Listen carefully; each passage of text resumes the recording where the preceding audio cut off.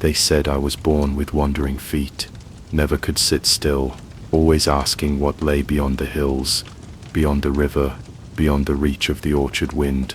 My mother used to laugh and call it wild blood. The village priest said it was sin waiting to bloom. When they both were gone, one by sickness, the other by silence, I left. No tearful farewells, no packed satchel, just dust on my boots, and the promise of more down the road.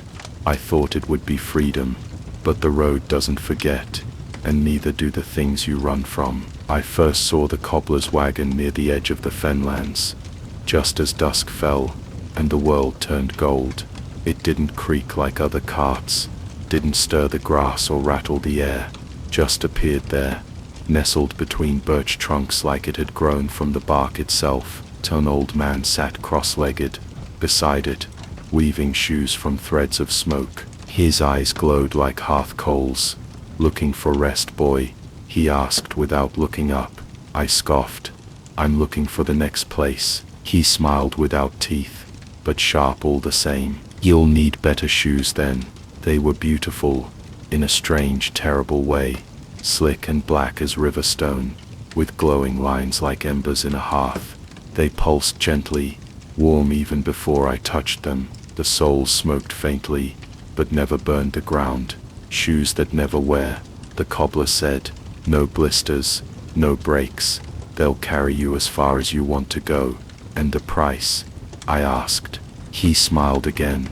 "A truth, anyone will do." I thought it a joke, so I said, "I never meant to leave her behind." The shoes tightened around my feet, and I walked.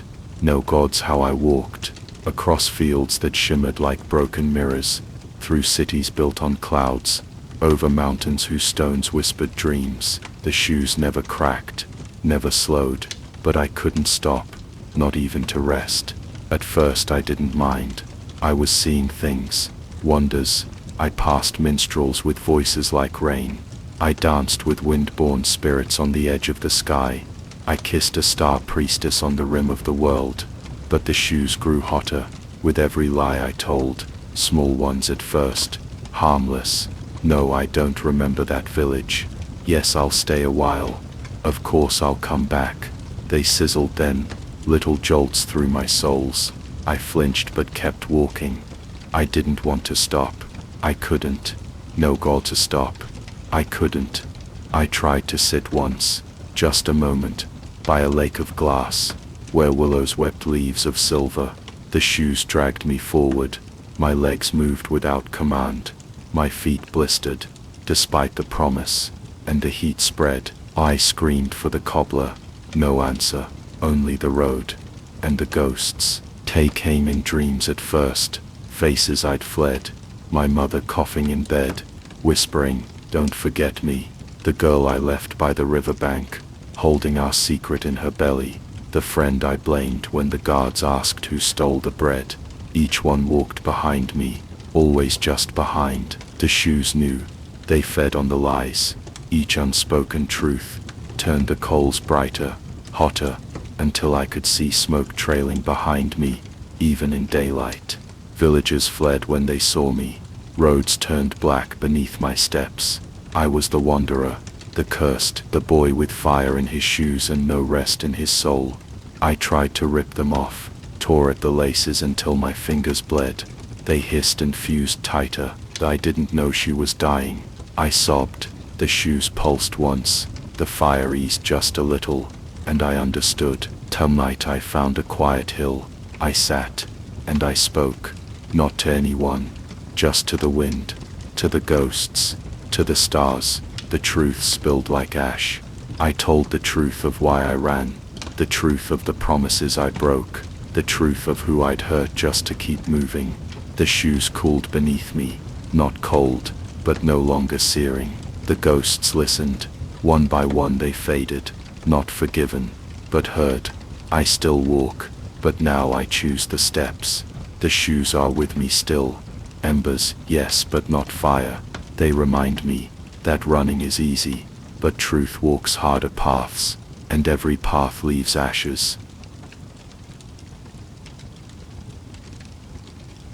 I have not spoken in 3 years, not a cry of joy, not a curse of pain, not even a whisper. My tongue is tied not by magic, but by promise, because every word I say draws my brothers closer to the deep.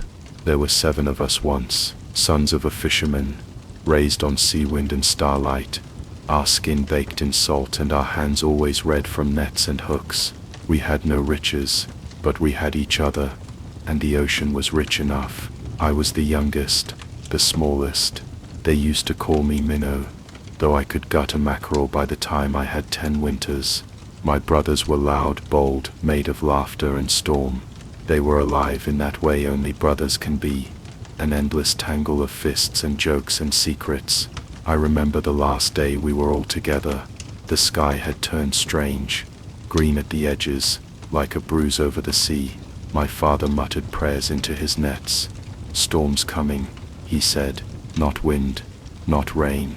A storm of magic." We didn't understand, not until it was too late. She came with the tide, walking barefoot on foam. The sea witch, hair like kelp, teeth like coral, eyes the color of shipwrecks. She stepped into our bay, and smiled with a mouth too wide. "Give me the boldest," she said. "Give me the loud ones." We stood between her and our father. She did not ask twice. She raised her arms and the tide turned. My brothers screamed, and then they were birds. Not swans, not doves, nothing soft or beautiful. Their wings were ragged sailcloth, their feathers stiff with salt, beaks like knives, eyes like storms. Seabirds, made of brine and bone.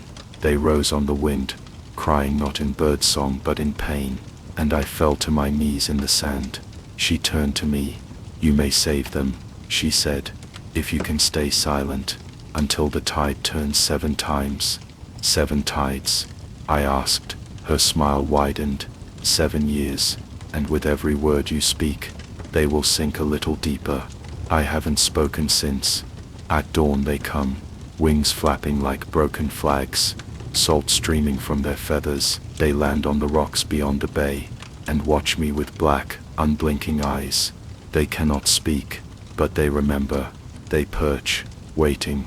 Their cries echo across the shore like haunted gulls. I spend each day gathering sea nettles, drying driftweed, weaving robes of thread and bone, the way the witch showed me in dreams. Each stitch pulls blood from my fingers. Each pattern must be exact. 7 robes, 1 for each brother. I've finished 5, 2 remain. Once a merchant's daughter came down to the shore. She saw me working, saw the birds. She called me cursed, said I must be mad, weaving silence and salt. I wanted to explain. I ached to explain, but my brothers wheeled above me in warning arcs. I said nothing, and she left, frightened. That night, the youngest bird, my brother with the laugh like thunder, collapsed on the sand.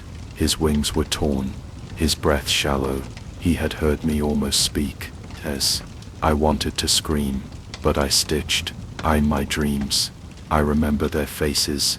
Before, when we ran barefoot through the surf, when we raced driftwood boats down the river mouth, when they held me aloft on their shoulders, and called me Captain Minnow. They are still there, beneath the feathers, but the sea wants them. The curse pulls. Last night, a storm rose, lightning cracked the sky, the sea churned black and white. They came anyway, all 7, dripping, shivering. I spread the robes over the rocks. 5 were finished, 2 were half done, dangling threads like seaweed. They waited. Their eyes said, soon. Their eyes said, hurry, today. I bled more than thread. My fingers are raw, but the 6th robe is finished. Only 1 left. The tide is turning. 1 more year, 1 more tide. If I can stay silent, if I can finish. But tonight, a voice called from the bay. A child, drowning. The wind carried her cries, thin and sharp. I ran to the edge. I saw her flailing in the dark surf, a wave crashing over her, and I stood there, shaking. My brothers cried above me. Their eyes said, do not speak. Their wings said, she is not our blood. But my heart said otherwise. I dove in. Salt filled my nose. My hands found hers. I pulled her to shore. She coughed and sobbed and whispered, "Thank you." And I said, "You're safe." Just 2 words, and the tide answered. I heard it, low and deep, a pulling, and above me the birds screamed. Dart. By dawn, one was missing. The 6th robe lay untouched. Only 6 shadows circled the bay. Dart. I buried my face in the sand. I wept, but I picked up the robe, and I stitched. One more robe, one more year, one less brother, and I still do not speak, because silence is not peace. It is pain, it is love, it is the thread I use to stitch their salvation, and if I must give every word I have to bring them back, so be it. I was made to be admired. Every curve of my jaw, every lock of my sculpted hair, every delicate crease of my robes was painted by a master's hand. The kiln gave me perfection, the glaze made me shine, and then the glass cabinet took me. Here I stand, always in the center, on a velvet plinth, flanked by jeweled brooches and dragon-carved boxes, lit by moon lamps and glass suns, always displayed, never touched. They say I'm beautiful, but none of them know me. I was not alone. In the back corner of the cabinet, cloaked in dust and shadow, stood the Iron Maiden, not like the torture cages of legend. She was a sentinel once, an automaton forged from ancient brass and blood-bound steel. She bore the shape of a woman, towering and tarnished, with a great rusted key protruding from her back and armored limbs like cathedral columns. One eye was shattered glass, the other burned faint red. They said she was broken. They were wrong. She was watching, always watching me. We could not speak, not as living things do. Our mouths were stiff, our joints bound by the laws of stillness. But when the lights dimmed and the hush of night fell over the collector's manor, we shifted, just enough to whisper thoughts across the cabinet's air. She called me Little Flame. I called her Storm Soul. She told me of her battles when she once stood guard on the ramparts of a shattered kingdom. How she fell, not to sword or spell, but to a curse, to stand and rust and wait. I told her of the dreams I should not have, of wind, of fields, of being held, not displayed. One night, she moved more than before, a full step. The glass beneath her groaned.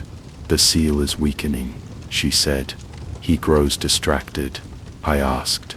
She looked toward the rafters, toward the ceiling high above, where the collector hung in his nest of webs and light, a being of limbs and locks, of jeweled eyes and 1,000 voices, the one who keeps.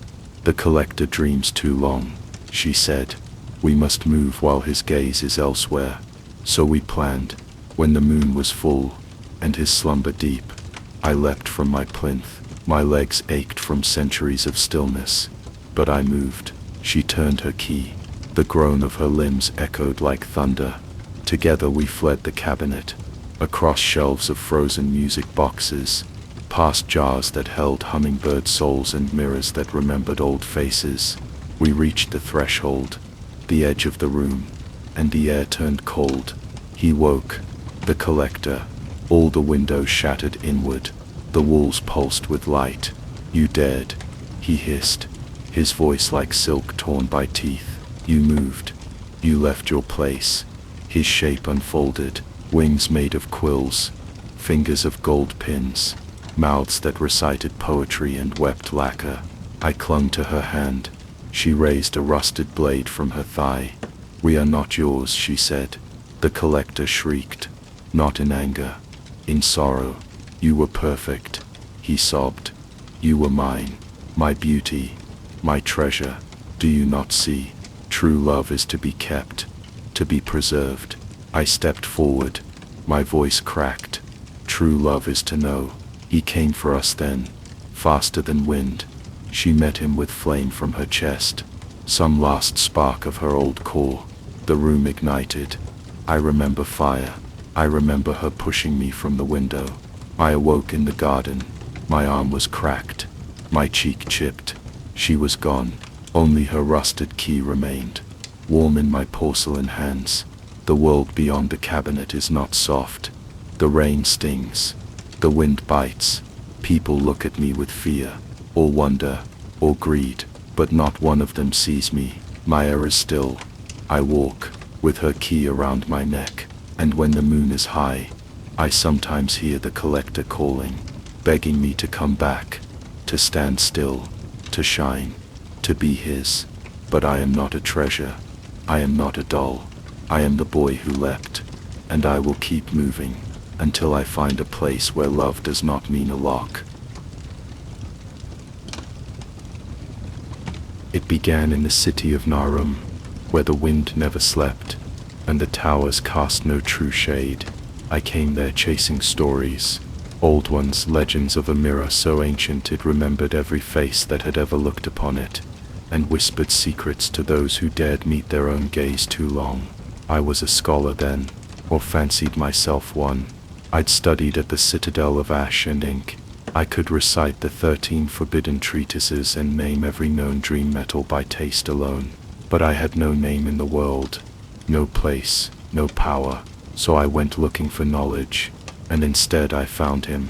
The mirror lay buried beneath the ruined bathhouse of a forgotten prince, half submerged in sand and heat.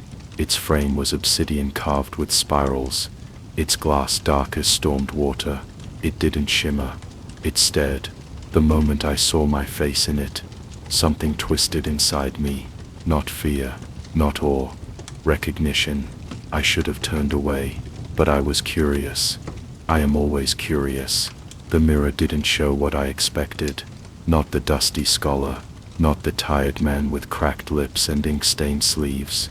The reflection stood straighter, his eyes were sharper, clearer, his clothes finer. He smiled, not with cruelty, but with confidence, as if he knew something I didn't. Then he reached out, and I, fool that I am, reached back. The glass rippled, and he stepped out. It took time to notice. At first he just stood there mirroring me too perfectly. Then when I looked away, I heard footsteps behind me. When I turned back, he was gone. I thought it a hallucination, a trick of the desert heat, until I returned to my quarters and found my books had been reorganized, my letters rewritten in finer script, my face, his face, carved onto a clay tablet by hands that were not mine. He was out there, living, and the world welcomed him. They mistook him for me. How could they not? He had my voice, my knowledge, my past, but he wielded them with grace, with purpose. He was everything I should have been. Within weeks he had earned a place at the governor's court, deciphering forgotten languages I had barely begun to study. He walked with diplomats, dined with nobles. They toasted my name, while I watched through windows, fading, because I was fading. Each day I grew lighter, thinner, paler in the sun, and only in glass, mirrors, pools, polished brass, did I still see myself clearly. Reflections became my prison, my only home. I tried to confront him, slipped past the palace guards one night, when the moon was low and the stars refused to shine, found him in a candlelit study, reading a tome I'd once dreamed of touching. He turned, and smiled, like an old friend. "I'm doing what you never could," he said. "You dreamed, but you never dared.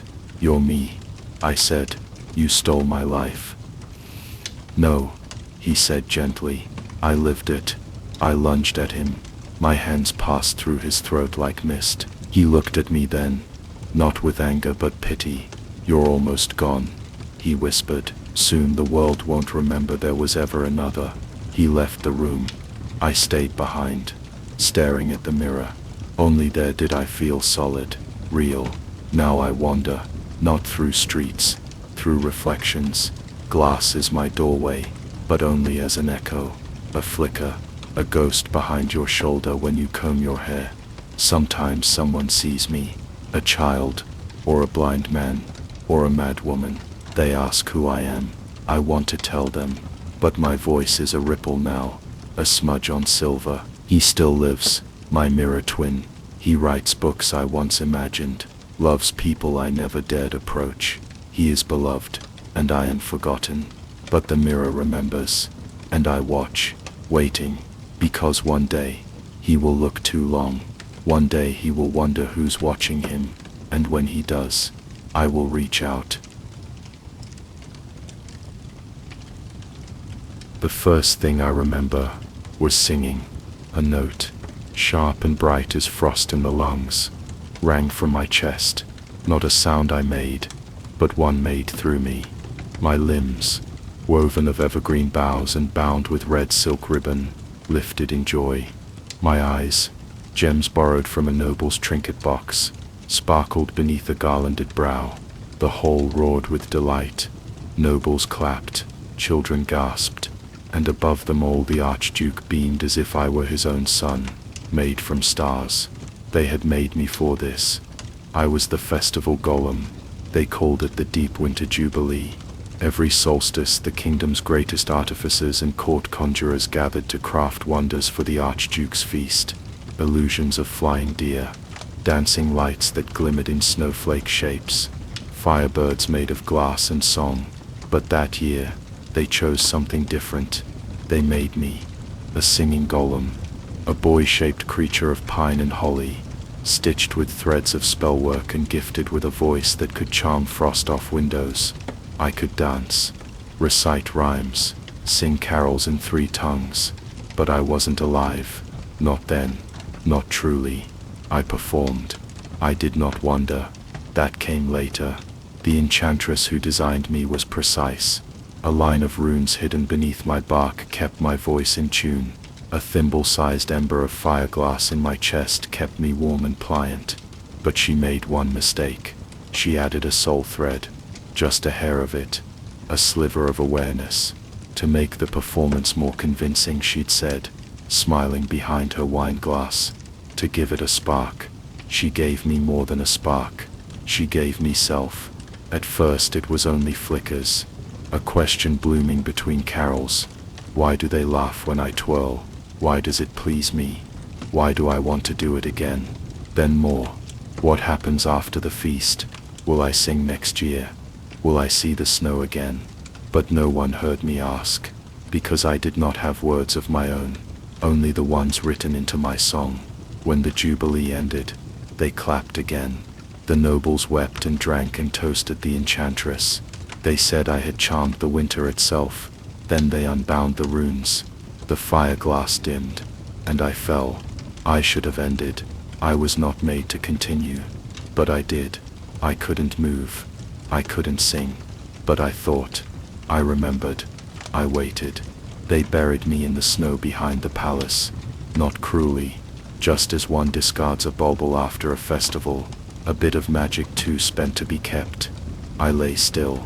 The snow pressed closer, and I dreamed. Not I dreamed of laughter, of lights, of spinning in candlelit halls, of voices raised with mine. And then I dreamed of silence, of being forgotten, of the slow ache of needles stiffening, ribbon unraveling, gem eyes dimming. Still I hoped. Someone would remember, someone would return. Surely. Seasons passed, the snow melted, froze again. Rabbits burrowed near me. Roots curled past my legs. The earth began to reclaim me, mistaking me for a tree that never grew. And still I thought, not of escape, just being seen. One spring, I heard voices, children, digging, laughing. I told you something was under here. One cried, look, green branches. Their hands brushed my arm, soft, curious, warm, light. Please, I thought, please see me. But they only pulled free one limb, half-rotted, ribbonless, and ran off to show their find to a tutor. They left the rest of me beneath the thawing soil. I would have wept, if I could. Not I do not know how long it's been. Years perhaps, decades. The enchantress is likely dead. The Archduke a tale told over cider. The palace may be crumbling. The snow returns each winter, blanketing my thoughts. But the soul thread still glows, faint and stubborn, like the last ember in a hearth. I remain, not out of purpose, not out of design, but because I was. And I remember, if you walk the palace gardens in deep winter, you might see a shape beneath the snow, a jut of pine, a ribbon thread, you might hear, if the wind is still, the faintest hum of a winter song. That is me, the festival golem, forgotten but thinking, once crafted to bring joy, now only dreaming of it. The mud wasn't so bad. After the first week, it got into everything, of course, between hoof and nail, across the thick bristles of my back, behind my tusks, but I learned not to fight it. There's a kind of freedom in filth. No one expects greatness from a swineherd, least of all one with a twisted snout, and hands half-hoofed, a mouth that could grunt or groan but not charm. Once I'd charmed whole courts, but that was before I wore a ring of iron on my ear, and smelled like sour hay, before the curse. The sorceress had told me the terms clearly.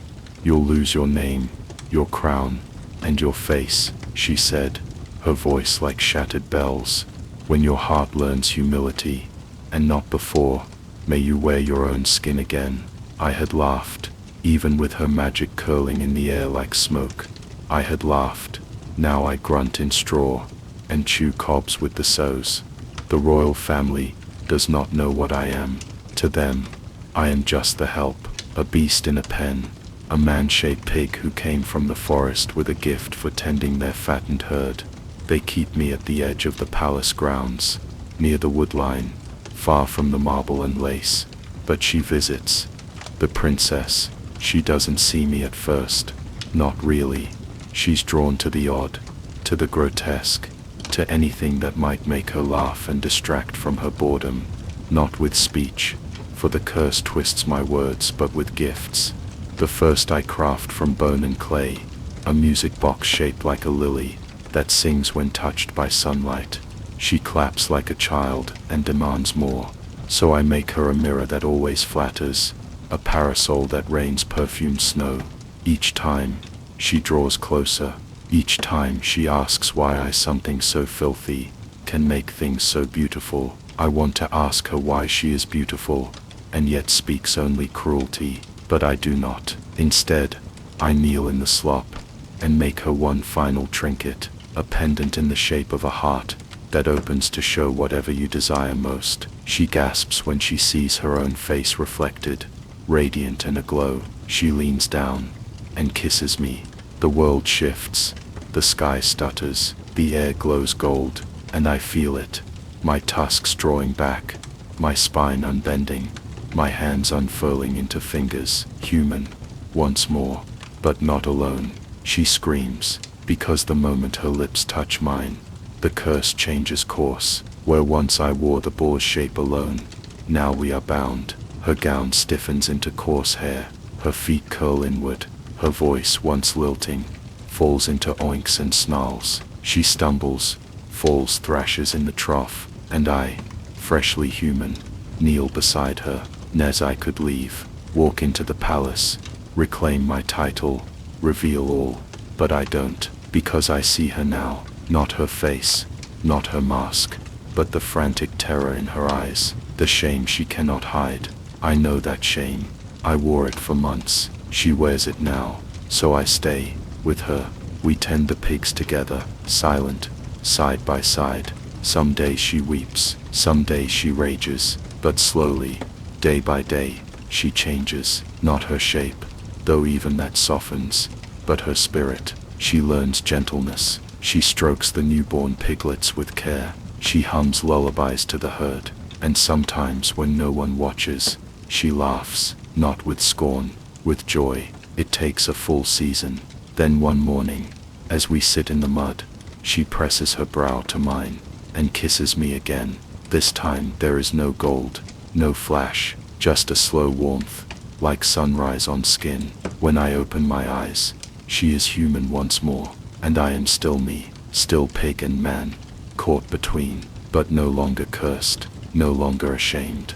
We leave the palace together. She takes my hand. We walk into the forest, not as prince and princess, not as monster and victim, but as two who learned what it is to wear ugliness, and survive it. And sometimes, at night, I catch her building music boxes in the dark, her hands filthy with mud, her face lit with joy, and I think, beauty was never the punishment, it was forgetting what lies beneath.